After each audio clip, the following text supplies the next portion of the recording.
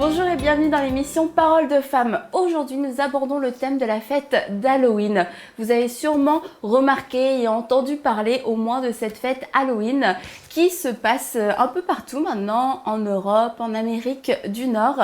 Et cette fête-là s'est répandue surtout depuis les dernières années en Europe. Mais en Amérique du Nord, ça fait longtemps que c'est une fête très populaire. Eh bien oui, comme qu'on peut voir, c'est une fête qui est dure à éviter parce que c'est très marchandé dans les médias, à la télévision et toutes sortes de choses. Et les enfants, depuis longtemps, ils se déguisent en toutes sortes de costumes, surtout de super-héros de nos jours, et toutes sortes de choses.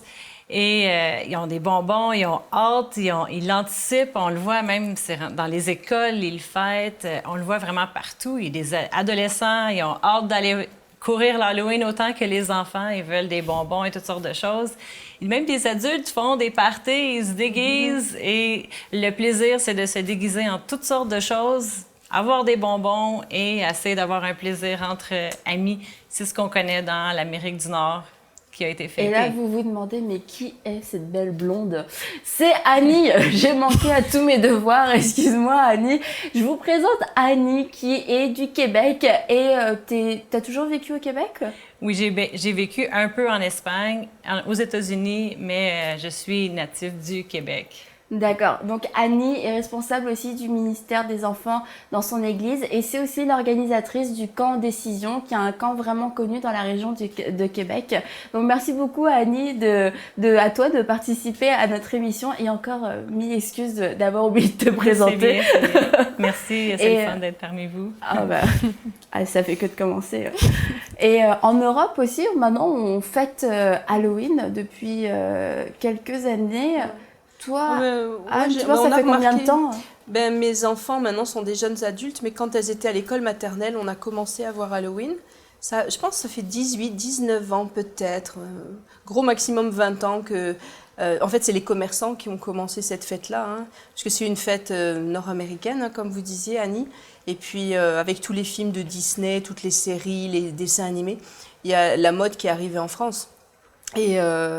oui, ça a commencé. Moi, je me souviens les premières fêtes, entre guillemets, d'Halloween qu'on a connues. Mes enfants étaient petites. Ouais. Et toi, Aurélie, est-ce que tu as déjà fêté Halloween? Non. Non? Moi, j'ai jamais fêté Halloween parce que en Afrique, on ne fête pas Halloween, même si on peut connaître cette fête au travers des films. Mais il n'y a personne qui fête cette fête-là, de ma connaissance, à moi en tout cas. Okay. Moi, étant plus jeune, j'ai jamais fêté Halloween non plus. Dans mon école, on n'en parlait jamais. Par contre, le Halloween, c'est le 31 octobre.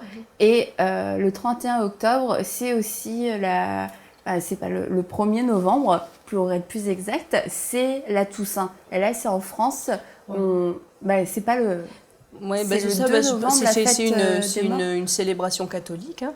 Comme la France est d'origine vraiment majoritairement catholique, on fêtait la Toussaint. Et le lendemain, on fêtait la fête des morts. Donc moi, quand j'étais petite, à la fête des morts, tout le monde allait dans les cimetières mettre des chrysanthèmes. Et les familles qui désiraient payaient une messe pour leurs défunts. Et c'était une fête de famille. On se réunissait, les tantes, les oncles venaient et puis on faisait un rassemblement de famille à cette occasion-là. Mais c'était du plus loin que je me souvienne, hein, c'était ça. Et quand Halloween est arrivé, on a vu un changement. Mais comme je dis, d'un côté, il y a une fête qui est vraiment religieuse d'origine, hein, la Toussaint et la fête des morts. Et Halloween, c'était vraiment, en France en tout cas, une fête très commerciale. C'est les deux, c'est pas mal ça aussi. Hein. Dès que l'été termine, toutes les choses sortent dans les magasins, les déguisements, les décorations. Et de plus en plus ici, en tout cas au Québec, en Amérique du Nord, on voit les gens décorer leur maison pour l'Halloween. C'était plus ou moins... C'est devenu encore plus populaire les années passées. Vraiment, vraiment, les gens vont mettre des pierres tombales, beaucoup de choses morbides sur leur parterre en avant. En fait, les gens aiment célébrer cette fête ici. Et toi, comme tu disais, Annie, pour commencer, c'est que ce qu'on en retient aussi, c'est des déguisements et des bonbons. Donc, c'est un peu la façon que dans l'Amérique du Nord, ils ont voulu fêter déguisements, bonbons. Mais vu que c'est aussi, de l'origine, c'était comme une fin de saison avec la mort des arbres et tout ça. La mort est là-dedans. Et puis, à cause de toutes les origines de où ça vient. Donc, il y a beaucoup de déguisements aussi de mort et de toutes sortes de choses qu'on peut voir. Et aussi, une chose qui est vraiment l'accent de la fête, c'est la peur. Et le monde s'amuse à faire peur, à faire des maisons hantées. Et c'est devenu tellement grand qu'on peut voir des annonces des fois. Allez à cette maison hantée-là, passez au travers, voir si vous avez peur. Et puis les enfants, adolescents, adultes, tout le monde veut aller voir s'ils peuvent avoir peur. Et on expose nos enfants à toutes sortes de choses dès un jeune âge. Et c'est vraiment quelque chose C'est un peu paradoxal quand on sait, on lit des articles pour l'éducation des enfants, comment aider mes enfants à avoir un meilleur sommeil, à ne plus avoir de cauchemars, parce qu'il y a beaucoup d'enfants qui souffrent de cauchemars, et puis le cauchemar des enfants devient le cauchemar des parents parce que ça réveille tout le monde. Et c'est pas un peu paradoxal de plonger, de confronter volontairement les enfants dans une atmosphère de peur? Parce que ça va produire d'autres peurs, en fait. C'est sûr. Puis nous, en tant que parents, notre grand devoir, c'est de bien élever nos enfants. Mais le plus jeunes qu'ils sont, qu'on les expose à toutes sortes de choses, ça reste dans leur tête, dans leur cauchemar, ça affecte leur comportement. Même si c'est un seul jour dans l'année, on se dit, c'est un jour dans l'année. Est-ce qu'un jour dans l'année, ça peut vraiment affecter un enfant? Moi, je pense qu'un jour dans l'année ouvre la porte à d'autres choses. Donc, si on laisse nos enfants aller dans les maisons hantées, célébrer les choses qui promouvoient la peur, durant le restant de l'année, on peut leur permettre des films aussi qui vont promouvoir la peur.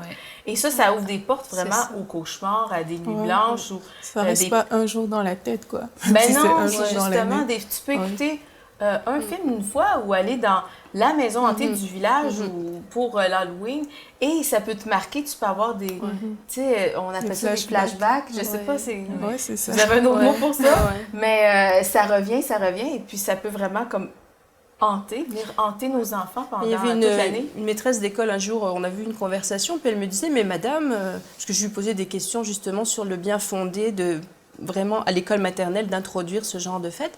Elle me disait, mais madame, depuis des siècles, dans les contes pour enfants, il y a toujours un personnage un petit peu monstrueux, une sorcière quelconque, comme dans Blanche-Neige, ou quasiment dans tous les contes célèbres, il y a un personnage qui ressemble au personnage qu'on voit le jour de l'Halloween. Je lui disais, oui, mais dans une histoire, c'est d'abord toujours le méchant. On s'entend que dans les contes traditionnels, c'est jamais le gentil qui est monstrueux, c'est toujours le méchant. Mais dans la fête d'Halloween, l'enfant, normalement, qui devrait se déguiser dans son héros, un enfant veut se déguiser dans celui dans lequel il s'identifie, donc son héros, son héroïne. Là, il va se déguiser en choses monstrueuses. Donc, en fait, on est en train d'assister à un retournement. C'est-à-dire que c'est plus le méchant, celui qu'on va craindre et qui va menacer mon héros, mais c'est lui qui va devenir le héros. Et je trouve que c'est quand même un petit peu bizarre d'introduire ça dans l'éducation des enfants, sous prétexte que c'est pédagogique d'avoir peur. Parce que là, en plus, c'est une concentration, comme vous disiez, Annie, de peur, de mort. Et c'est une fête où il n'y a que ça. Il n'y a pas le côté, comme dans les contes traditionnels, les histoires traditionnelles, il n'y a pas cet aspect, oui, mais lui, c'est le méchant. Là, ça devient quasiment les gentils, ceux qu'on va admirer, ceux dans lesquels on va se déguiser. Donc, à mon avis, il y a quand même une anomalie là-dedans. Et le fait de déguiser un enfant en quelque chose de méchant, est-ce que c'est aussi comme lui autoriser ce jour-là d'avoir le comportement du méchant? Je trouve que bien sûr, parce qu'ils doivent prendre le personnage comme s'il devient un acteur pour la journée. Je vais jouer le rôle de ce personnage-là. Donc, il va expérimenter, il va vouloir vivre qu'est-ce que vit cette personne-là, si c'est un mort-vivant, un vampire, peu importe qu'est-ce que c'est. Puis nous, en cette journée-là, on dit, je t'expose, enfant, à toutes sortes de choses, à vivre toutes sortes de choses qui peuvent traîner longtemps dans des cauchemars, dans des pensées, même avec des histoires. Des fois, les adolescents, ils vont plus loin et puis ils veulent raconter des histoires de peur et puis jouer plus profond à la peur. Et ça peut entraîner plusieurs choses dans leur vie. Puis ironiquement, le restant de l'année, on leur dit de se comporter correct. comme il faut et vraiment d'avoir un comportement agréable et bon, civilisé, tout ça. Et, mais cette journée-là, tu peux te permettre d'être un zombie ou tu peux te permettre d'être un tueur à la machette. Parce que, honnêtement, vraiment, ma fille, qui est encore à l'école primaire, me dit que les déguisements macabres sont de plus en plus populaires. C'est des déguisements ensanglantés, des zombies, des vampires, et c'est lugubre, c'est sombre. C'est très noir. C'est très, très noir. Puis ça célèbre pas la vie. Je sais qu'en France, il y a moins les enfants qui passent de porte en porte, comme ici en Amérique du Nord, pour demander des friandises. Mais depuis que je suis au Québec, je suis quand même un petit peu... je m'interroge, en tout cas, les enfants qui passent de porte en porte, le message qui passe... les anglophones, c'est trick or treat, c'est-à-dire tu me donnes une friandise ou je t'envoie une malédiction. C'est ça. Alors en français, on l'a un peu tourné d'une manière un petit peu gentille en disant tu me donnes une friandise ou je fais une farce, mais je veux dire, le mot anglais, c'est une malédiction, là, c'est pas une farce. Et donc, on enseigne à nos enfants le respect, on enseigne à nos enfants vraiment d'être aimables envers les voisins, mais là, on va leur dire tu me donnes une friandise ou je t'envoie une malédiction. Je trouve qu'il y a un principe éducatif là qui m'échappe, même si on fait abstraction de tout le reste. Rien que le fait d'aller chez les voisins, de dire tu me donnes une friandise ou je t'envoie une malédiction, là il y a déjà pour moi un problème. Là, peut-être qu'on va dire que j'exagère, mais on dit qui va la meuf va la bœuf. Et de permettre à ces enfants, en tout cas de leur dire, de leur communiquer que c'est normal, donne-moi un bonbon ou je t'envoie un sort, je te fais une farce, je te fais une petite blague. Ça ressemble à plus basse échelle, on est d'accord, quasiment à du vol à main armée. En exagérant beaucoup, mais c'est vrai que le principe est là. Oui, en exagérant beaucoup. Non, c'est sûr. Mais dans le principe, c'est un peu ça le message. Et puis, vous parliez de tout ce qui était macabre, noir, etc. Et aujourd'hui, on entend les gens, tout le monde s'accorde à dire mais où va le monde ? Le monde part dans une direction terrible. On entend des mauvaises nouvelles, on entend tout un tas de catastrophes qui affolent les gens, qui peinent les gens. Et puis ce jour-là, c'est comme le jour national du noir, de la violence. Comment expliquer encore une fois ce paradoxe entre ce que les gens redoutent, ce que les gens n'aiment pas, et pourquoi le fêter ? Oui. C'est sûr qu'il y a des gens qui, comme vous dites, vivent toutes sortes d'expériences. Il y a eu de la mortalité dans leur famille. Il y a eu peut-être même un cas que quelqu'un s'est fait tuer. Puis là, justement, comme tu parlais tantôt dans le costume, il y a quelqu'un après ça qui va se vêtir, s'habiller tout comme s'il est le meurtrier. Puis là, c'est correct. Encore là, il prend le rôle de la personne et c'est vraiment difficile. Mais en fait, le diable a réussi, on peut dire comme ça, à introduire ça de manière subtile et à vendre ça comme quelque chose de bien, parce que dans les films, on trouve ça bien. Il y a toutes des productions qui sont sur Halloween et ça paraît bien visuellement. Et il y a toute une industrie aussi de marketing derrière, ce qui fait que de façon vraiment très fine, ça rentre dans des foyers, dans la vie des enfants, on met des bonbons autour. Mais tout ça, c'est des astuces en fait pour pouvoir glisser vraiment du bien vers le mal. Et c'est pas, on le voit dans d'autres choses. Il y a des choses qu'on ne faisait pas avant, qu'on n'acceptait pas avant, mais maintenant c'est répandu. Et je pense que c'est dans la même logique que ça s'inscrit, tout simplement. Mais comme tu dis, Aurélie, c'est vrai, c'est une tactique du diable, parce que c'est vraiment rendu... les gens sont désensibilisés aussi à tout ce qui est macabre, tout ce qui est sombre, et ça devient un jeu de participer à ces choses-là. Et ça, c'est... Dans le fond, après ça, ça te désensibilise à toute la magie noire, la magie blanche, la sorcellerie.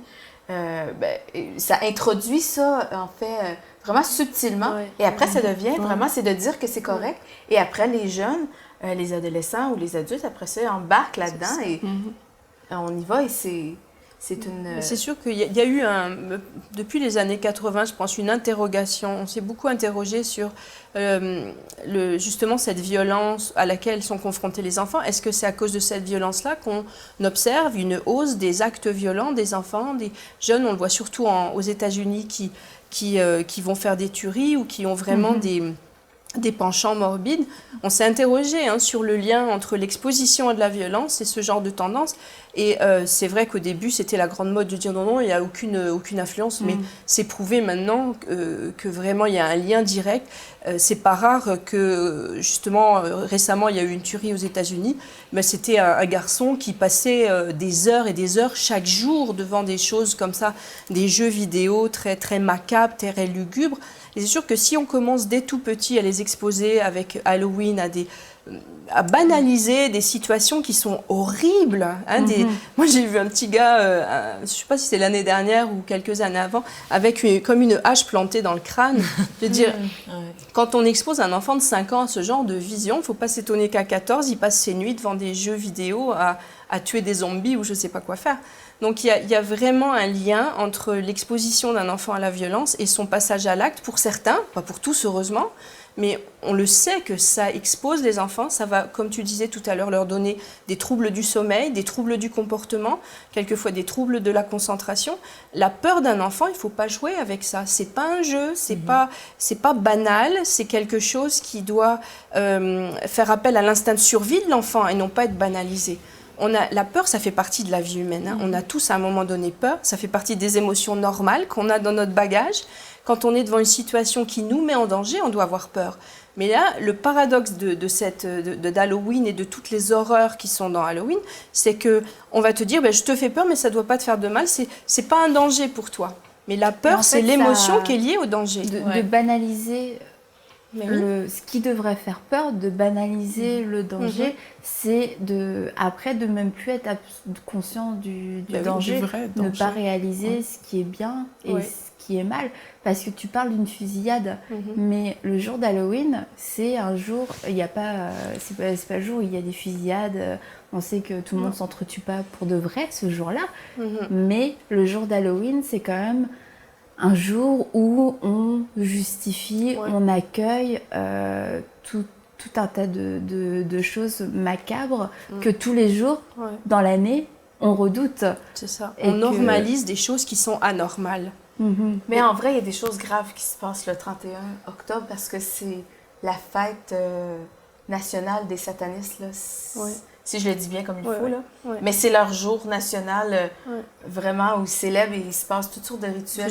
Surtout aux États-Unis. Je ne sais pas trop passer en Europe, mais aux États-Unis, mais il y a je sais qu'en Amérique du Nord, c'est vrai. 31, et c'est ça. Et en fait, là, tu te dis, pendant qu'il y a des adultes ou des gens qui font des rituels sataniques, il y a des enfants qui se déguisent et qui ramassent des bonbons. Il y a même les sociétés protectrices des animaux qui s'interdisent de donner à l'adoption des chats noirs la semaine d'avant Halloween, parce qu'il y a eu beaucoup de sacrifices de chats noirs pour cette fête-là. Et donc, dans les jours précédents, ils vont chercher un chat à l'adoption. Donc maintenant, beaucoup de sociétés protectrices d'animaux en Amérique du Nord s'interdisent de donner à l'adoption des chats noirs.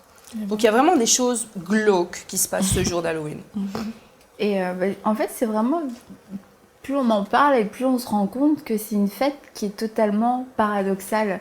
On se rend compte une fête, déjà, parce que fêter la mort, est-ce que ça a même un réel but de fêter, de célébrer la mort? Est-ce que c'est même...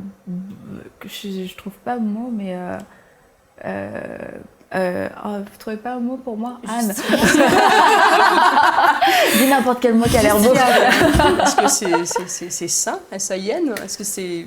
Je sais plus, mais en tout cas, vous comprenez ma question. Est-ce que c'est même... Oui, Mais je sais que mes parents, quand ils étaient jeunes, il y avait la fête des morts et on se remémorait tous les membres de notre famille ou les gens qu'on aimait qui étaient morts cette journée-là et on passait la journée à revivre un deuil. On retournait à la tombe, on nettoyait la tombe, on mettait des fleurs.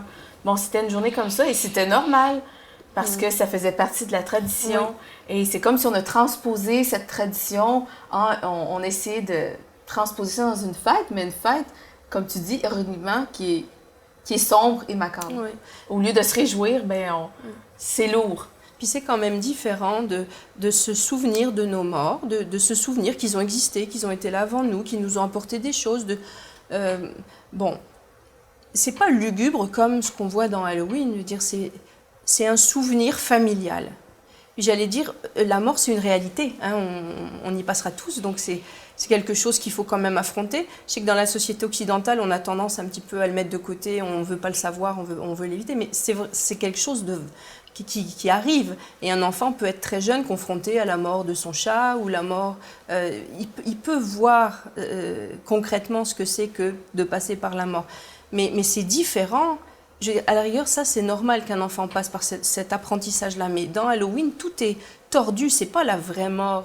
C'est pas la belle mort. C'est pas la belle mort. C'est des choses lit. épouvantables. C'est du sang, c'est des choses lugubres, c'est des horreurs. Et je vois pas en quoi c'est fêter la mort. Ça va beaucoup plus loin que ça. C'est fêter la mort sauvage. Oui. C'est le mot que je cherchais peut-être tout à l'heure. Mais beaucoup de gens, il y a plusieurs personnes qui peuvent avoir peur de la mort. Est-ce qu'il y a une raison légitime d'avoir peur de la mort aujourd'hui? Bien sûr, parce qu'avec tout ce qui se passe dans le monde aujourd'hui, c'est pas une journée qui donne espoir. Cette journée-là, c'est comme de revivre un peu des expériences que tout le monde a eues. S'il y a eu du meurtre et des choses, après ça, ils vont le fêter. Alors, c'est vraiment la noirceur. C'est vraiment tout ce qui amène la fin. Mais c'est sûr que c'est pas quelque chose qui est bon pour nous, là. Et c'est sûr que, comme tu dis, c'est une fête qui n'amène pas d'espoir. Et il y a beaucoup de choses dans le monde où on regarde, ça n'amène aucun espoir. Et Halloween, en soi, c'est pas non plus la fin du monde, parce que ça contribue juste à toute la noirceur qu'on trouve aujourd'hui dans le monde, dans la société, qui nous dit il n'y a pas d'espoir, tu vas mourir, peut-être d'une manière sauvage, comme je l'ai dit, la peur, cette peur qui est là, des angoisses, etc., toutes ces choses-là. Et on regarde à droite, à gauche, on ne trouve pas de solution, mais la parole de Dieu nous donne une solution, nous dit qu'il y a une lumière dans les ténèbres qui brille. Oui, la parole de Dieu est claire dans la Bible. Par exemple, dans Jean 8, au verset 12, on dit « Celui qui me suit, c'est Jésus qui parle, ne marchera pas dans les ténèbres, mais il aura au contraire la lumière de la vie. » Et même dans Jean 1, on dit au commencement était la parole, la lumière est venue et tout. Donc Jésus, en fait, c'est la lumière. Et les personnes qui ne comprennent pas ça se retrouvent en train d'embrasser plusieurs choses dans leur vie, dont les fêtes comme Halloween. Mais il est important de se retourner vers la vraie lumière. Et la vraie lumière ici, que ce soit dans notre vie, que ce soit dans la vie de tous, on sait que c'est Jésus. Et ça permet aussi d'interpeller dans le sens où on a accepté peut-être beaucoup de choses à cause de nos parents, à cause des coutumes, à cause de la vie tout simplement. Mais là, on a l'occasion de revenir sur pourquoi telle chose, pourquoi Halloween, pourquoi je fête cette fête-là. Et c'est une occasion aussi de se dire, si ça m'apporte des ténèbres dans ma vie, moi je veux revenir à la lumière. Et tous on sait en tout cas que la lumière c'est Jésus-Christ. Et peut-être que s'il y a des personnes qui nous regardent aujourd'hui, qui ne connaissent pas Jésus et qui se disent « Moi, j'ai beaucoup passé du temps à fêter des choses que je ne comprenais pas », c'est une occasion qu'on donne à ces personnes-là aussi sur ce plateau de revenir à Christ. Si vous, peut-être à la maison, qui nous écoutez, ici sur le plateau de Paroles de Femmes, vous vous dites « Et si demain, je ne sais pas, si demain ma vie s'arrêtait, est-ce que je serais dans la lumière? Est-ce que je serais avec Christ?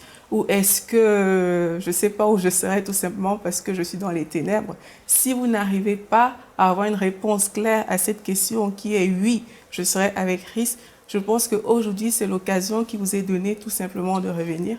Ce qui est formidable avec le Seigneur, c'est qu'il n'attend pas qu'on soit parfait, il n'attend pas qu'on ait fait des choses agréables. Donc, si vous nous regardez aujourd'hui, et que vous voulez donner votre vie au Seigneur parce que vous ressentez le besoin aujourd'hui, nous vous invitons tout simplement à dire à Dieu, Seigneur, viens dans ma vie, j'ai besoin de toi, je veux te connaître, j'ai entendu parler de toi, mais aujourd'hui, je veux te connaître. Faites cette prière de façon sincère dans votre cœur et vous verrez que Dieu va se manifester à vous. Vous pourrez également nous envoyer vos témoignages si vous avez besoin d'aide pour accepter le Seigneur à paroledefemme@enseignement.com et nous pourrons aussi vous aider dans cette étape-là. Merci Aurélie. En effet, Jésus a dit « Je suis la lumière et quiconque me suivra ne sera plus dans les ténèbres et aura la lumière de la vie. » Et vous avez fait cette expérience aussi, mesdames, d'être passé des ténèbres à la lumière. Annie, est-ce que tu aurais un message à communiquer aux femmes qui nous suivent et puis qui sont environnées de ténèbres, qui sentent les ténèbres dans leur vie? Est-ce que tu aurais un message à leur communiquer? Justement, moi, quand j'étais plus jeune, je vivais dans la peur. J'avais peur de mourir, j'avais peur d'être malade, j'avais peur que mes parents meurent, j'avais toutes sortes de craintes et de peurs autour de moi. Et quand j'ai entendu le message que Jésus était venu pour nous donner de l'espoir et la vie en abondance, et de savoir qu'il y avait un voleur dans ce monde qui est le diable, qui est venu pour voler, détruire, égorger, tuer, mais Jésus est venu et la puissance de Dieu est plus grande que tout ce que le diable aurait à offrir de peur. Et quand j'ai donné ma vie à Dieu et j'ai dit, Jésus, viens dans mon cœur, viens dans ma vie, la peur, elle a parti de moi. J'ai pu avoir peur de mourir et d'être malade. Et j'ai vraiment commencé à vivre une vraie vie remplie de lumière. Et ça m'a changé pour toujours après ça. Ah ouais. Le témoignage, ce que Annie vient de nous partager, c'est peut-être votre vie. Vous aussi, vous êtes rongé par la peur de tomber malade, peur de mourir, tout le temps peur que quelque chose d'horrible arrive. Et peut-être que dans votre vie, c'est vraiment les ténèbres, qu'il n'y a rien de bon. Vous regardez à droite, à gauche, il n'y a aucune lumière. Mais aujourd'hui, on aimerait vous dire, et comme Aurélie vous l'a dit, il y a un espoir et cet espoir s'appelle Jésus. Il est la lumière qui vient pour vous, la lumière qui éclaire vos ténèbres, la lumière qui veut vous secourir, la lumière qui veut vous donner un espoir. Et aujourd'hui, on vous invite à accepter cette lumière, à accepter Jésus. Vous avez besoin de lumière parce que vous êtes dans les ténèbres. Jésus est votre solution. Jésus est celui qui est venu sur cette terre pour payer le prix pour vos péchés, pour vous sauver. Et en lui, vous avez une espérance pour cette vie, mais aussi pour votre éternité. Et comme Aurélie l'a dit, si vous n'avez pas pu répondre à cette question, si aujourd'hui, maintenant, votre vie s'arrêtait, que se passerait-il pour vous? Est-ce que ce sera les ténèbres pour l'éternité? C'est important que vous puissiez prendre cette décision, sonder votre cœur, examiner votre cœur et réaliser que vous avez besoin de Jésus. Et je le redis encore une fois, Jésus est la lumière du monde. Il est venu pour vous, il est venu pour vous sauver. Et aujourd'hui, je crois que c'est le jour du salut pour vous, pour que vous puissiez recevoir cette lumière dans votre vie. Alors on vous dit à très bientôt pour une prochaine émission de Paroles de Femmes. Et oui, n'hésitez pas à nous envoyer vos témoignages pour nous dire que votre vie a été totalement changée aujourd'hui. Alors merci à vous toutes, merci beaucoup à toi Annie d'avoir participé à cette émission et à très bientôt. Envoyez-nous votre témoignage à paroledefemmes@enseigne-moi.com.